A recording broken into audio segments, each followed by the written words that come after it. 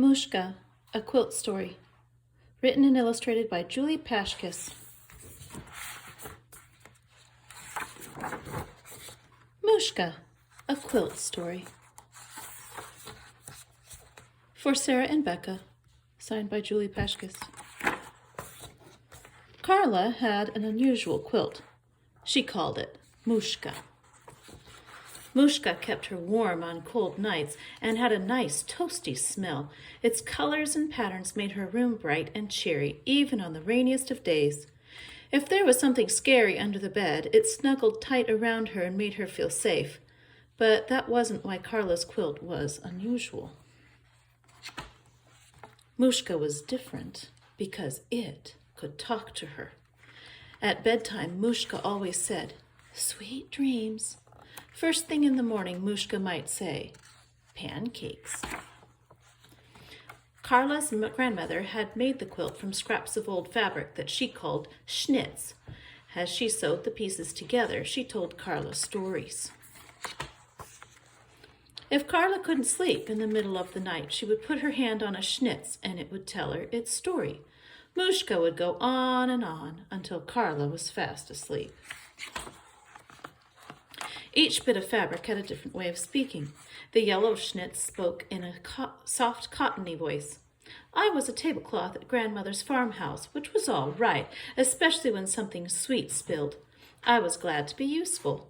But once when your Aunt Marjorie was a girl, she made me into a tent and told fortunes beneath my golden folds. Now that was glorious." The blue schnitz had a sturdy voice. Grandpa Will lived on the other side of the mountain. He walked for 3 days over the hills and asked Lily Jane to marry him. I was the kerchief around his neck. When he reached the apple orchard, he went right up to her and said, "I'm yours, now or never." And he wiped his brow with me and didn't leave until she said yes. The red schnitz spoke in a cheery tone. "When your mother was just my age, she thought she could fly. She made me into a cape and jumped out of the cherry tree. Such fun! I fluttered and flapped in the wind. She broke her toe, but that wasn't my fault." Karla loved listening to the stories. Sometimes she would talk about something the quilt had told her, and her mother would say, "Now, how did you know that?" One day, a little white crib was moved into Karla's room. Hannah was in the crib. That night, Mooshka didn't say a word, not even sweet dreams. Karla could think of many words. Unfair, stinky, my room. But Mooshka was silent. Night after night, Karla would put her hand on a schnitz, hoping for a story, but Mooshka kept quiet. Karla tried to start the stories. "Do you remember when you were the curtains in Dad's old sailboat? Do you remember when you were a Halloween costume for the dog?" But Mooshka still didn't speak. Once in the middle of the night, Hannah started to cry. She cried and cried. Karla squeezed her eyes shut and put her hands over her ears, but she could still hear Hannah crying.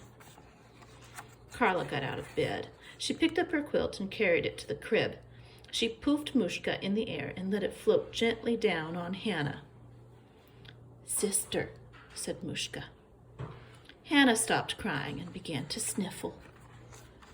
Karla put her hand on the green schnitz and whispered, "This is from the pajamas that I wore when I was little, almost as small as you.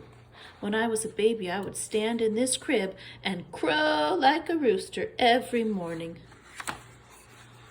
Hannah was quiet, and Mooshka was quiet, and Karla went on and on.